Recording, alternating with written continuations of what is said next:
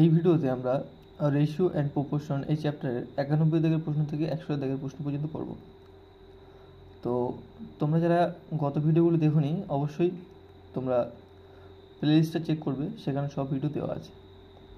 তো চলো আমরা 91 দাগের প্রশ্ন কী বলছে দেখে নিই। বলছে the average age of 3 girls is 20 years and their ages are in the proportion 3:5:7.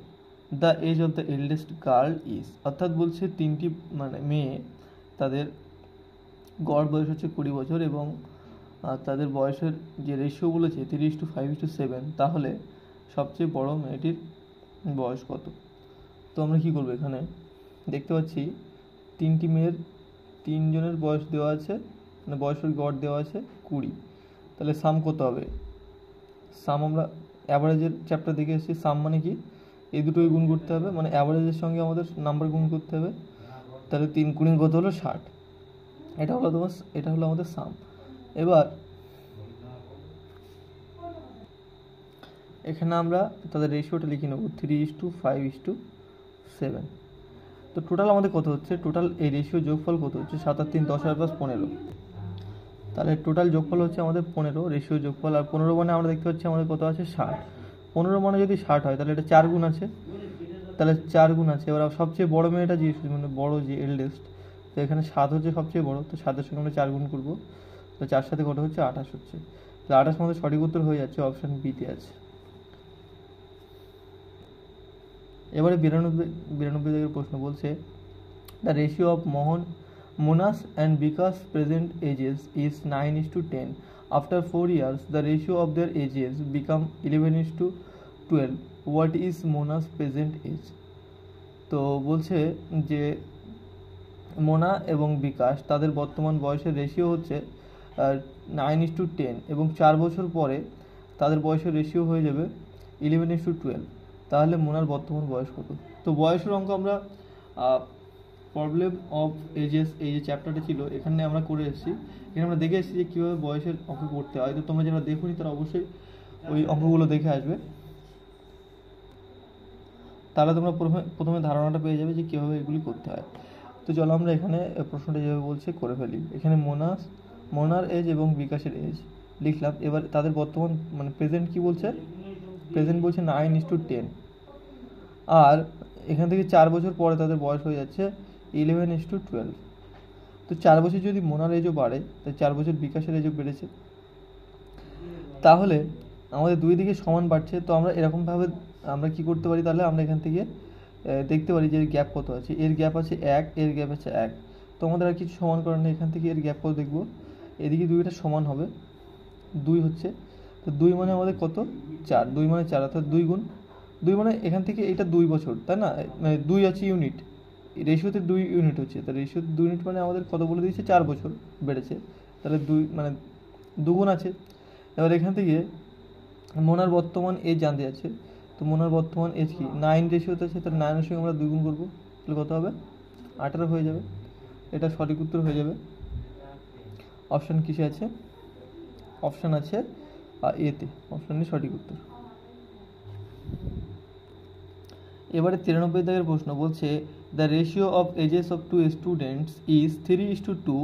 One is older than the other by 5 years. What is the age of the younger student. অর্থাৎ বলছে যে দুটি ছাত্রের বয়সের রেশিও হচ্ছে 3:2 এবং বড়টা ছোটোটার চেয়ে কী বলছে 5 বছরের বড়, তাহলে বলছে যে ছোটোটার বয়স কত এখন সেটা জানতে যাচ্ছে। তো এখানে আমরা দেখতে পাচ্ছি নর্মাল জিনিস 3:2 দেওয়া আছে, তো 3টা তো অবশ্যই বড় ছেলের কথা বলা, বড় স্টুডেন্টের কথা বলা হচ্ছে, আর 2টা ছোটো স্টুডেন্টের কথা বলা হচ্ছে, তাহলে এর মধ্যে গ্যাপ কত আছে 1।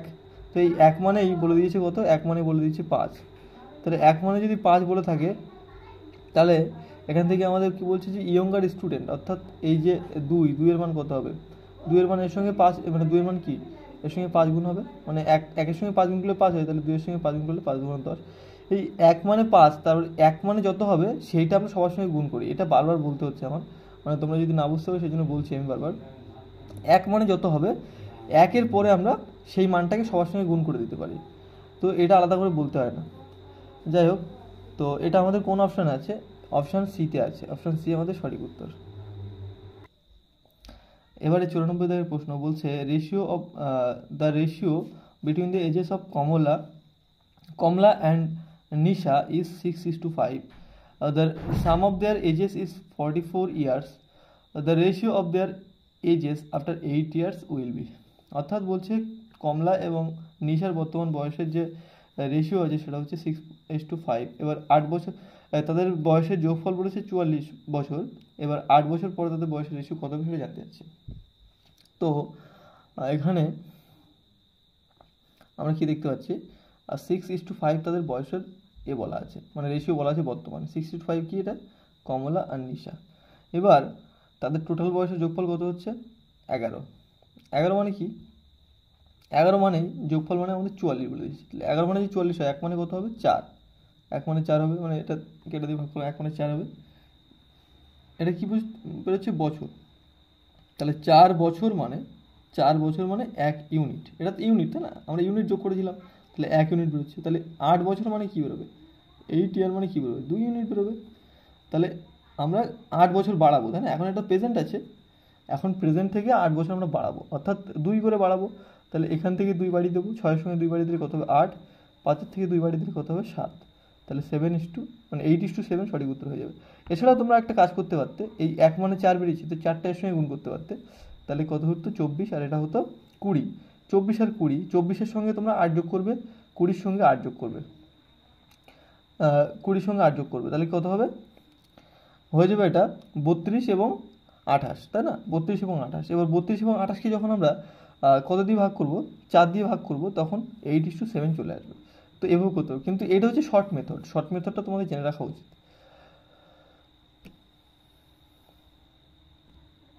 তবে এই শর্ট মেথডটা সব জায়গায় কিন্তু কাজে লাগবে না। এখানে যেহেতু 4 বছর বেরিয়েছে, অর্থাৎ 8-এর গুণিতক বেরিয়েছে, তাই আমরা এটা বের করতে পারলাম। যদি 8-এর গুণিতক না থাকতো তাহলে কিন্তু বের করতে পারতাম না, তখন সমস্যা হতো। বের করতে পারতাম কিন্তু সমস্যা হতো, তাই আমরা মানে দেখে শুনে করবো সেটা, যে এখানে 4-এর গুণিতক বা 8-এর গুণিতক আছে কি না, বা যেটা চাচ্ছে তার গুণিতক আছে কি না, এটাই। এবারে 95 দাগের প্রশ্ন বলছে, the ratio of a man's age to his son's age is 4:1. The product of their ages is 196. The ratio of their ages after 5 years will be. অর্থাৎ বলছে যে একটা ব্যক্তি এবং তার ছেলের বয়সের যে রেশিও সেটা হচ্ছে 4:1। এবার কি বলছে, তাদের বয়সের গুণফল বলছে 196, তাহলে 5 বছর পরে তাদের বয়সের রেশিও কী হবে সেটা জানতে যাচ্ছে। তো এটা আগেরটার মতো সেম একদম। একটা লোক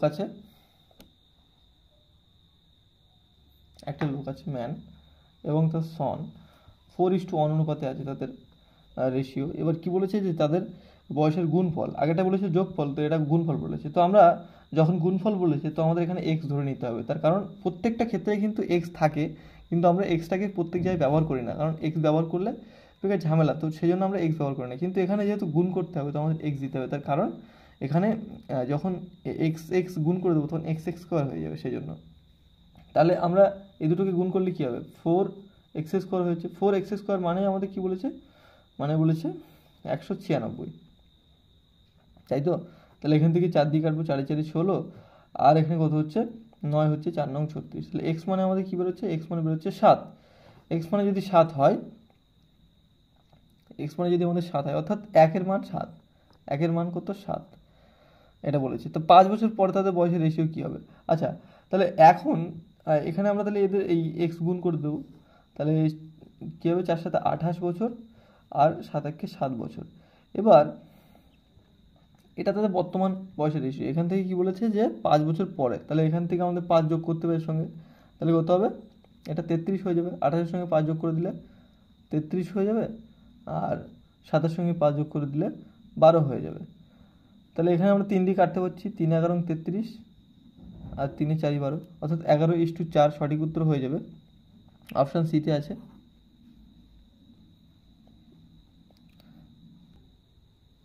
এবার 96 দাগের প্রশ্ন বলছে, a man's age was 5 times his son's age 5 years ago, and what will be 3 times his son's age after 2 years. The এখানে বলছে যে and will be 3 times his son's age after 2 years the ratio of their present ages is. অর্থাৎ বলছে একটা লোক এবং তার ছেলের বর্তমান বয়সের রেশিও বলেছে কি 5:1। এবার 5 বছর পরে, 5 বছর আগে ছিল এটা, এবং কি বলছে 2 বছর পরে এটা হয়ে যাবে 3:1। তাহলে তাদের বর্তমান বয়সের রেশিও কত সেটা জানতে যাচ্ছে। তো আমরা এখানে লিখে নেবো যে একজন ব্যক্তি এবং তার ছেলে, তাদের বয়সের মানে যেটা বলেছে 5 বছর আগে, এখানে মনে করি প্রেজেন্ট, আর এখান থেকে 5 বছর আগে, 5 বছর আগে কী ছিল 5:1 ছিল। কি বলেছে man's age was 5 times as his son's age, অর্থাৎ ব্যক্তিটির বয়স ছিল 5 এবং ছেলের বয়স ছিল 1। এখান থেকে 2 বছর পরে কি হয়ে যাচ্ছে, 2 বছর পরে হয়ে যাচ্ছে 3:1 হয়ে যাচ্ছে। তাহলে আমরা এখান থেকে দেখব যে এর গ্যাপটা সমান আছে কিনা, এখান থেকে এর গ্যাপটা সমান আছে কিনা আমরা দেখব। যেহেতু আমরা দেখতে পাচ্ছি 1-এর থেকে 1, এটার কোনো আমরা কিছু পাচ্ছি না, তো আমরা এখান থেকে গ্যাপটা সমান করব। এখান থেকে আমরা দেখতে পাচ্ছি কি আছে 2 আছে, আর এখান থেকে দেখতে পাচ্ছি আমরা 4 আছে। তাহলে এটাকে আমরা 4 বানিয়ে নেব। এটাকে 4 বানাতে গেলে আমাদের এর সঙ্গে 2 গুণ করতে হবে, 2 গুণ করতে হবে, 4 হয়ে যাবে। আর এটা তো অলরেডি 4 আছে, আমাদের কিছু করার দরকার নেই। তো এর সঙ্গে 2 গুণ করলাম মানে প্রত্যেকটার সঙ্গে 2 গুণ করতে হবে, বারবার বলে আসছি। তো এর সঙ্গে 2 গুণ করলে এটা হয়ে যাবে 6, এর সঙ্গে 2 গুণ করে দিলে এটা হয়ে যাবে 2। তো এখন আমরা দেখতে পাচ্ছি 5-এর থেকে আমাদের 6 হচ্ছে, আর 1-এর থেকে 2 হচ্ছে, তো 2 দিকে 1 করে বাড়ছে। এই 1 করে বাড়ছে মানেই আমাদের টোটাল কত বাড়ছে, এখানে দেখতে পাচ্ছি এই 5 বছর আগে এবং তারপরে 2 বছর পরে টোটাল কত বছর হচ্ছে 7 বছর। তাহলে 1 মানে টোটাল আমাদের 7 বছর, এখান থেকে এর গ্যাপ টোটাল হচ্ছে আমাদের 7 বছর। এইবারে এই 7 বছর কি বলেছে যে 1 মানে 7, তাহলে আমরা এর সঙ্গে কি গুণ করব, এর সঙ্গে আমরা 7 গুণ করে দেবো, এর সঙ্গে আমরা 7 গুণ করে দেবো। তাহলে 5 সাথে কত হচ্ছে 35। আমরা এখানে ফ্রেশ করে লিখি প্রেজেন্ট, মানে 5 বছর আগে কী ছিল, 5 সাথে 35 আর 7-7, এটা ছিল 5 বছর আগে। এর সঙ্গে যদি আমরা মানে আরও 5 বছর যোগ করি তাহলে প্রেজেন্টে আসবে, কিন্তু 5 বছর আগের ঘটনা, 5 বছর পরে তো প্রেজেন্ট। তাহলে এর সঙ্গে আমরা 5 যোগ করে দেবো 2 সাইডে।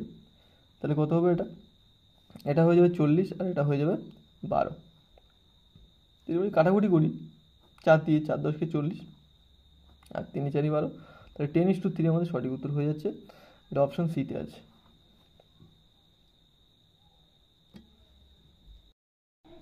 তো এবারে 97 দাগের প্রশ্ন বলছে 1 year ago the ratio between A's and B's salary was 3:4.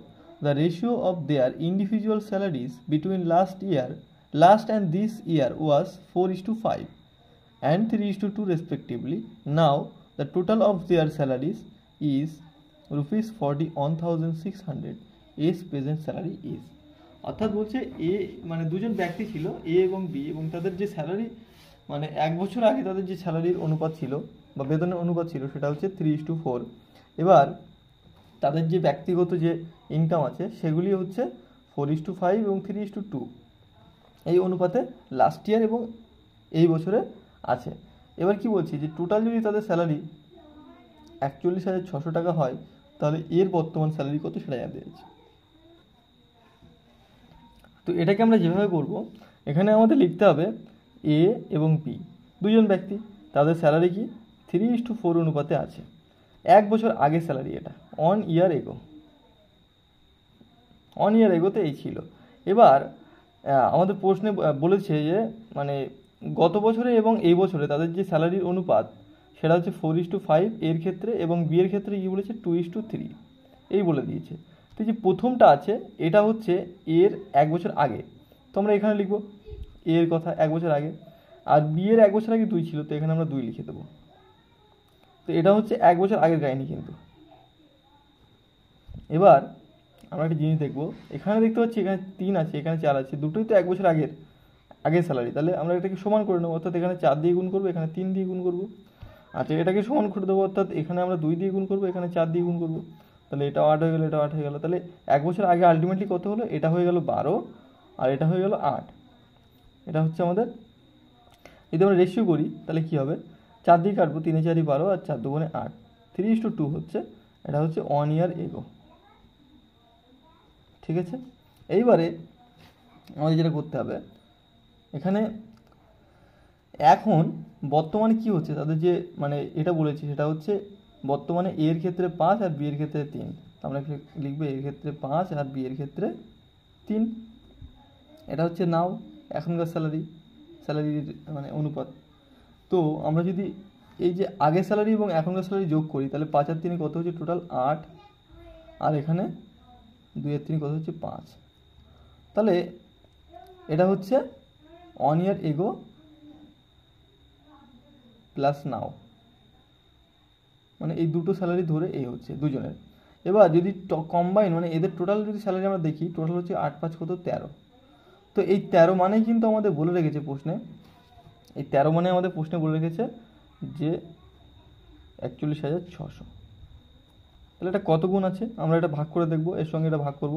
তাহলে 13 3 13 39 আছে, 2 হচ্ছে 13 2 26, দুটো শূন্য হচ্ছে, এটা হচ্ছে। এবার আমাদের লাগবে কি এর বর্তমান স্যালারি, এর বর্তমান স্যালারি কত 5 আমরা বের করেছি। এর নাও এখানে এর বর্তমান হচ্ছে 5, তাহলে এই 5-এর সঙ্গে আমরা কি গুণ করব 32 গুণ করব 3200। তাহলে 3200 হাফ কত 16 হয়ে যাবে, 16,000 সঠিক উত্তর হয়ে যাবে। তাহলে এটা আমাদের কোন অপশানে আছে, অপশান বিতে আছে। এবারে 98 দাগের প্রশ্ন বলছে এ bag contains ₹216 in the form of 1 rupee, 50 paise and 25 paise coin in the ratio of 2:3:4. The numbers of 50 paise coins is, অর্থাৎ বলছে একটি ব্যাগে 216 টাকা আছে, কীভাবে আছে 1 টাকাতে আছে, মানে 1 টাকা 50 পয়সা এবং 25 পয়সা মিলিয়ে মোট 216 টাকা আছে, এবং তাদের যে রেশিও মানে পয়সার যে অনুপাত সেটা বলেছে মানে কয়েনের অনুপাত অ্যাকচুয়ালি 2:3:4 বলেছে। তাহলে 50 পয়সা কয়েন কটা ছিল সেটা আমাদের কাছে জানতে যাচ্ছে। তো আমরা কি করব এখানে, আমরা এখানে প্রথমে লিখে নেব যে 1 টাকা, 1 টাকা মানে কি 100 পয়সা, 100 পয়সা এখানে লিখে নিলাম। আচ্ছা, তারপরে লিখব কি 50 পয়সা এখানে লিখে নিলাম, আর এখানে 25 পয়সা লিখে নিলাম। এবারে তাদের এগুলো হচ্ছে মানে কত করে ভ্যালু সেটা, আর কয়েনের মানে সংখ্যা বা মানে সংখ্যার অনুপাত কত আছে 2:3:4 আছে। তো আমরা এগুলোকে গুণ করে দেবো, আমরা এগুলোকে রেশিও লিখে নিই, এগুলোকে গুণ করে দেবো। তাহলে 100 দুগুণে কত হচ্ছে 200, এখানে 3 5 15, এখানে 4 25 100, অর্থাৎ এখানে 450 আমাদের হয়ে যাচ্ছে। 450 কী হচ্ছে, এগুলো কিন্তু পয়সাতে আসছে। তাহলে আমাদের পয়সাতে আসছে, তাহলে এগুলোকে আমরা যদি 100 দিয়ে ভাগ করে দিই তাহলে টাকাতে আসবে। এটা মানে আমাদের কি বলে দিয়েছে 216। এখান থেকে 1-এর মান বের করতে হবে। 1-এর মান বের করবো কীভাবে দেখি, এখান থেকে এটা কাটবো, এখান থেকে 5 দিয়ে কাটবো, 5 নং 45 আর 5 দুগুণে 10, এই দুইটা এখানে চলে যাবে, দুটো এখানে লিখে দিই, আর 9টা এখানে কাটবে, 9 দুগুণে 18 আর 4 নং 36, তাহলে 24 দুগুণে কত হচ্ছে, 1-এর মান হচ্ছে 48 হচ্ছে, 1-এর মান আমাদের 48 আসছে। এবার আমাদের কি বলেছে প্রশ্নে যে 50 পয়সা কয়েন কত আছে, 50 পয়সার কয়েন, 50 পয়সার কয়েন কি 3 আছে, তাহলে আমরা এই 48-এর সঙ্গে 3 গুণ করবো, অর্থাৎ 3-এর মান বের করবো। তাহলে 3 8 24, 4 হাতে 2, 3 4 12 আর 2 14, অর্থাৎ 144 আমাদের সঠিক উত্তর হয়ে যাবে। এটা অপশান ডিতে আছে। এরপরেটা কয়েন রিলেটেড কি বলছে, A bag contains 20 rupee, 10 rupee and 5 rupee notes in the ratio 1:2:4. If their total value is ₹3,000, then the number of 5 rupee note is. তো আগেরটার মতো একদম সেম জিনিস। এখানে আমাদের কি বলেছে যে 20 টাকার নোট, 10 টাকার নোট এবং 5 টাকার নোট আছে। এবারে তাদের যে মানে নোটের যে সংখ্যা তার অনুপাত বলে দিয়েছে 1:2:4। তাহলে আমরা কি করবো, এগুলোকে গুণ করে দেবো। তাহলে 20 একে 20 আর হচ্ছে এটা 10 দুগুণে 20, 4 5 20, টোটাল আমাদের কত হচ্ছে। এখানে কিন্তু এগুলো পয়সাতে দেয়নি, তাই আমরা 100 দিয়ে আর ভাগ করতে যাব না, আগের বার পয়সা দিয়েছিল বলে আমরা 100 দিয়ে ভাগ করেছিলাম, এবার আমরা ভাগ করতে যাবো না। তাহলে টোটাল কত হচ্ছে আমাদের 60। তাহলে এই 60 মানে আমাদের কী বলে রেখেছে, 60 মানে আমাদের বলে রেখেছে 3000।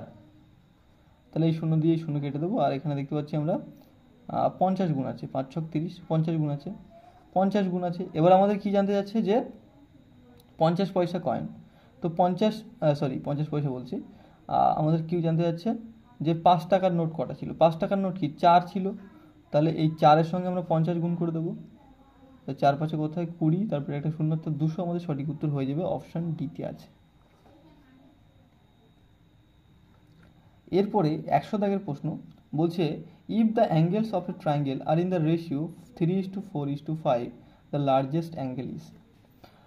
অর্থাৎ কি বলছে, একটা ত্রিভুজের যে কোণের যে অনুপাত সেগুলো বলা আছে 3:4:5, তাহলে সবচেয়ে বড় কোণটি কত। তো এখানে আমরা লিখে নিই 3:4:5। এবার এগুলো আমরা যোগ করব, কত হচ্ছে, 4 আর 5 9 আর 3 12 হচ্ছে। তো এই 12 মানেই কত আমাদের 180। কেন 180? আমরা জানি ত্রিভুজের কোণ, তিনটি কোণের যোগফল হচ্ছে 180। তো আমরা এখানে দেখলাম যে এখানে আমাদের 12 হচ্ছে টোটাল, তো 12 মানে আমাদের 180। তাহলে 12 সঙ্গে কত গুণ করলে 180 হয়, 12 সঙ্গে 15 গুণ করলে 180 হয়। তাহলে সবচেয়ে বড় কোণ কোনটা, এখানে 5টা, তাহলে 5-এর সঙ্গে আমরা 15 গুণ করে দেবো। তাহলে 5 15 কত হবে, 75 ডিগ্রি সঠিক উত্তর হয়ে যাবে। এটা আমাদের অপশান বিতে আছে। তো এই গেল আমাদের 91 দাগ থেকে 100 দাগের প্রশ্ন পর্যন্ত। এর পরের ভিডিওতে আমরা 101 থেকে আবার শুরু করব। তো তোমরা ভালো করে প্র্যাকটিস করতে থাকো। আর কোনো ডাউট থাকলে কমেন্ট করতে ভুলবে না।